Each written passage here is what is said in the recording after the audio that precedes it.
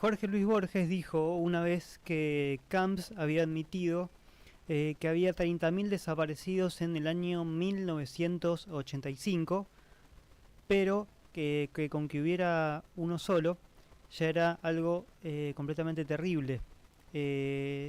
Los diarios no decían nada y a mí no me hicieron nada porque yo tenía la impunidad de ser conocido fuera del país.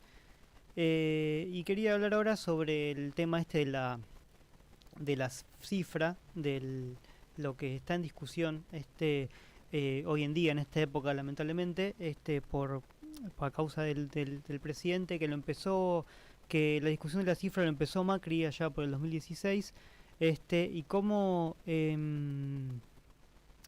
esa cuestión de la cifra es algo que es completamente, primero, la intención no es más allá de intención de dudar la cifra, no tiene que ver con llegar a una verdad ni ese tipo de cosas, o de que se cuenten todas las verdades o las dos campanas o toda esta cosa con la que están ahora, este sino justamente poner en duda una lucha y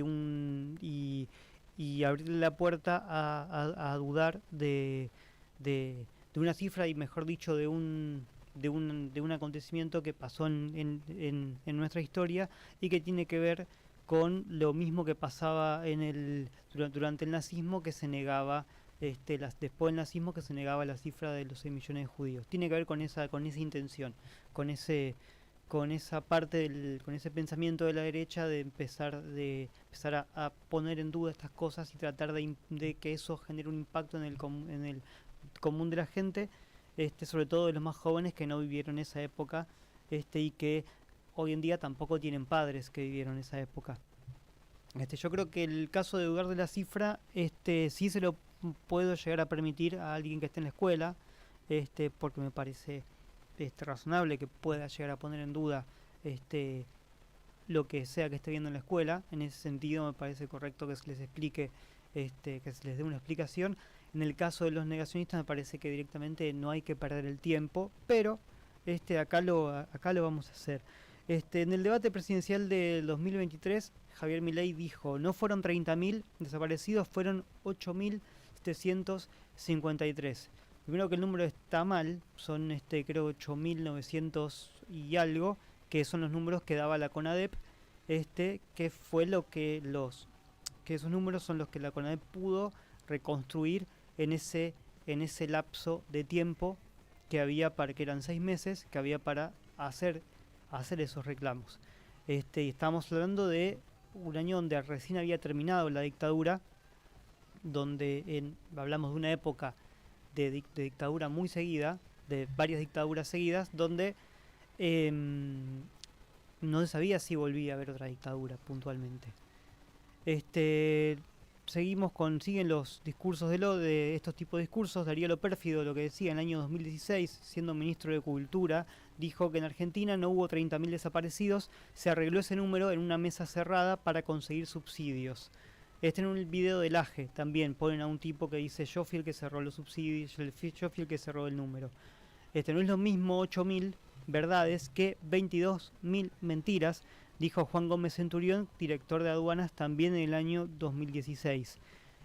Macri, siendo presidente, dijo: no tengo ni idea, es un debate en el que no voy a entrar, ya sea que hayan sido 9.000 o 30.000.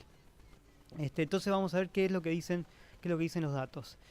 En 9 meses de trabajo, no en 6, perdón, en 9 meses de trabajo, la CONADEP documentó 8.961 casos de desaparición forzada.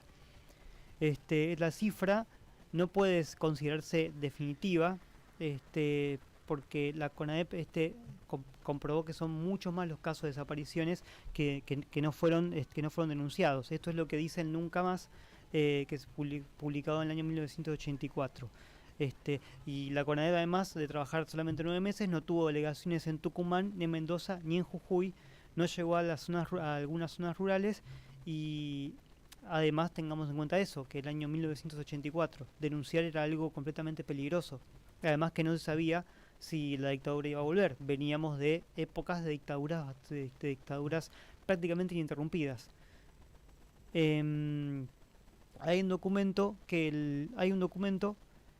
que es de Buenos Aires, del Batallón de Inteligencia de 601 del Ejército, al Servicio Secreto de Chile, donde ahí confirma la desaparición desde 1975 hasta la fecha, hasta que en 1978 habla de 22.000 desaparecidos.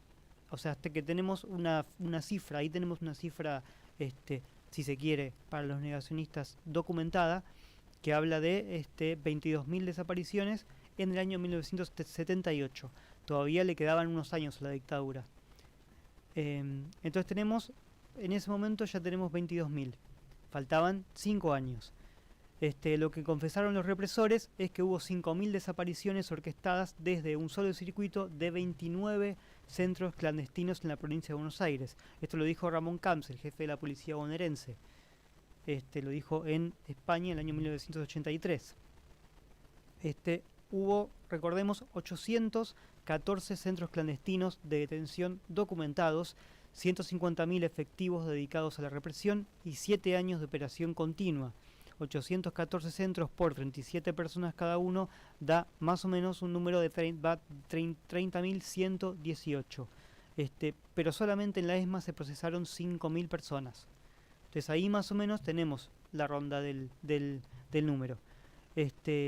Tenemos, a ver, más datos de fuentes independientes. Rodolfo Walsh en su carta, en marzo del 77, habla de 15.000 desaparecidos. Amnistía Internacional en el mismo año habla de hasta 30.000. El Departamento de Estado de los Estados Unidos de 1978 habla de 15.000 desaparecidos. Después el Batallón 601 de Chile, el que decíamos recién, hablaba de 22.000. La CID, cuando visita la Argentina en el 79, habla de 5.580. Ramón Camps en una confesión habla de 5.000 en el año 83. Y en el año 2016, documentos desclasificados por Obama habla de 30.000 desaparecidos. Entonces, ¿por qué se habla por qué se pone en duda el número? ¿Por qué se habla de 30.000 y se pone en duda el número? Y como dicen los negacionistas en Twitter, piden la muestra del número en particular. Puntualmente porque claramente no hay un número fijo, porque tampoco es que se contó uno por uno y dio un número redondo. Es un número, como decíamos en la fuente anterior, que si multiplicamos da alrededor de 30.118. Algunas agrupaciones hablan de 30.400, agregando a las personas que fueron secuestradas por sus orientaciones sexuales. Otros agregan a 33.000, teniendo en cuenta también los desaparecidos en democracia, o las siguientes apariciones que hubo también. Pero el número ronda en 30.000 justamente porque es un número que está en constante transformación. Porque como decimos, no es la consigna de la marcha de este año, que ahí había dejado algunas imágenes, y podemos ir pasando ahí de fondo. La consigna de la marcha para este año fue que los represores digan dónde están. Justamente porque si tenemos un gobierno que tiene relación, tiene diálogo constante con los represores, los visita a las cárceles, o algunos tienen están presos en sus casas y pueden salir a transitar, entonces son personas los que podrían tranquilamente decir en dónde están esos cuerpos. Hace una semana aparecieron en Córdoba 12 restos aparecieron los restos de 12 personas que fueron identificadas. Entonces es algo que todavía sigue apareciendo, sigue estando en el presente. A 50 años todavía sigue habiendo tema para charlar y para afrontar en el presente sobre lo que pasó en la dictadura. Yo igual sostengo que estos negacionistas están solamente en las redes sociales, porque no aparecen porque solamente se los ve en Twitter. Yo no los veo en la calle, no los veo en ningún lado, si bien puede haber alguna que otra manifestación particular donde se junten todos ellos y hablen entre ellos estas cosas. Yo creo que en el fondo saben que no se pueden animar a decirlo en la vida real, fuera de las fuera de las redes sociales porque no hay debate básicamente, porque es algo con lo que porque es algo que es bastante serio y primero porque uno no sabe quién se lo está diciendo, uno no sabe si tiene un familiar, si tiene este un, un amigo, un conocido que pasó por esa situación. Yo cuando estaba en la Facultad de Madres tenía muchos compañeros que habían estado exiliados, que tenían amigos y compañeros desaparecidos, y entonces plantearlo de esa forma delante de alguien que no sabes es un poco peligroso porque te pueden llegar a responder violentamente, y hasta, no sé si es correcto decirlo, pero hasta estaría bien hacerlo. Es- pero bueno, pasaron 50 años. Yo creo que es algo que por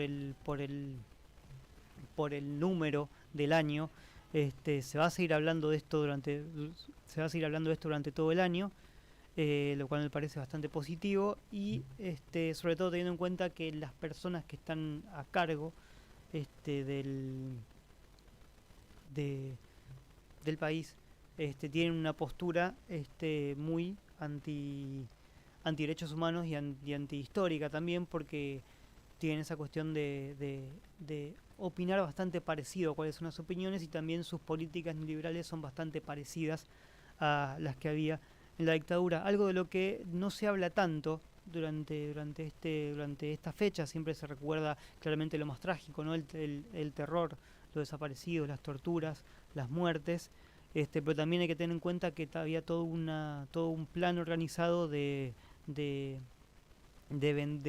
vender todo un país, de asesinar un montón de ideas, y que una forma de pensar y una forma de hacer política que quede sepultada en la historia, y algo que claramente no pudieron hacer, y por ende esa parte, esa lucha, la lucha de los militantes, la lucha de las madres y la lucha de las madres y de las abuelas, hace que ante que uno crea que ante los peores momentos, las peores adversidades, siempre se puede salir adelante, porque siempre se puede. Lo único que hay que hacer para salir adelante es tener memoria, que en tiempos actuales no es poco. Vamos a seguir a lo largo del año tratando de recuperar esa memoria que por momentos parece que se perdió, pero los días como la marcha del 24 de marzo en Plaza de Mayo este, hace que uno se convenza de que la memoria todavía sigue vigente.